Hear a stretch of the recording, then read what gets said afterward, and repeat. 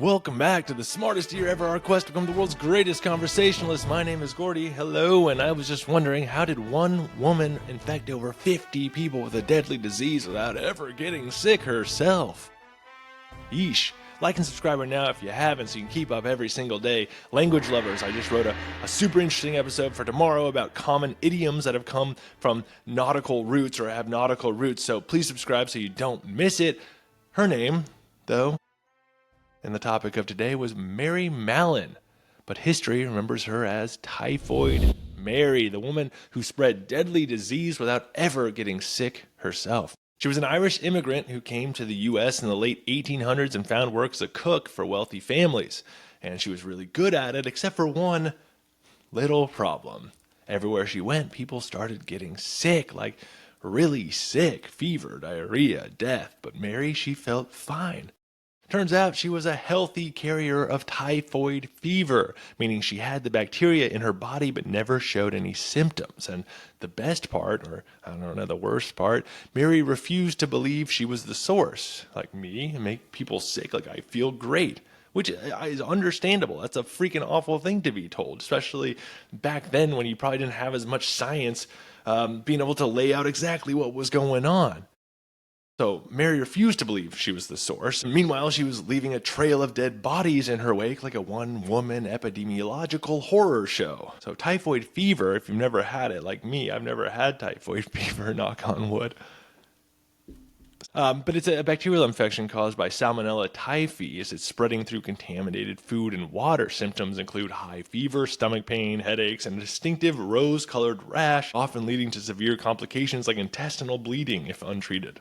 Real nasty thing, you know. In 1906, a wealthy family on Long Island, hired Mary to cook for them. Within weeks, 6 of the 11 people in the household were down with typhoid. Are you down with typhoid? No, they were down sick with typhoid. The landlord brought in George Soper, a sanitation engineer, to investigate. Soper, he traced the outbreak back to Mary, who'd been serving raw oysters. Which sucks. It's like, oh, you got the sickest person making a food that already makes you sick sometimes anyway. But she was serving raw oysters and her famous peach ice cream. Famous? Oh, infamous? I don't know.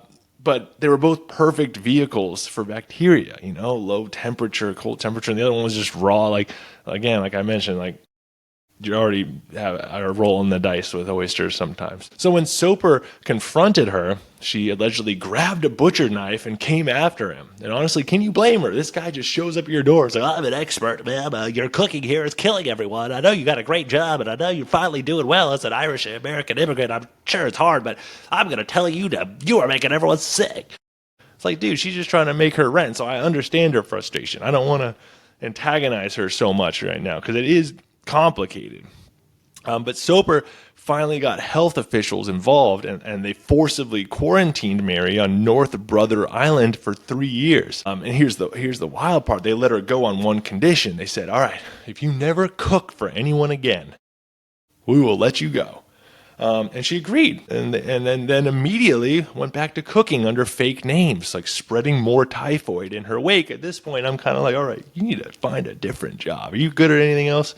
Are you, I don't know, just, can you drive a boat? In 1915, they tracked her down again after a major outbreak at a hospital where she was working as a cook. Like, no, you worked at a hospital, Mary, come on. And this time, they threw her back on North Brother Island for good.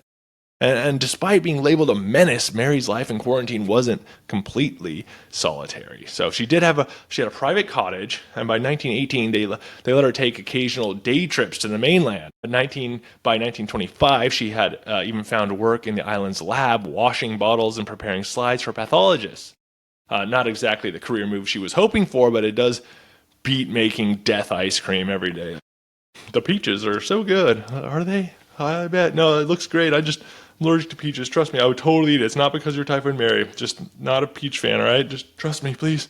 But yeah, for the most part, she was stuck in isolation for 23 years, which is tough, and she became the woman that everyone feared, but no one understood. Some historians suggest that being a working class Irish immigrant made her an easy scapegoat at a time when public health was just starting to grasp the concept of asymptomatic carriers. And Mary never believed she was spreading the disease, like not even to her dying day. So that's just some tough cognitive dissonance right there.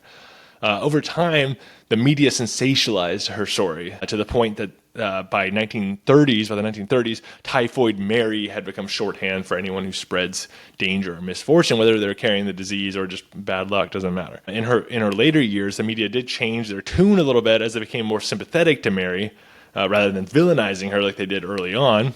So, they're like, oh, just quit being mean to her, after they completely put her on blast for, a decade. So what does Typhoid Mary represent?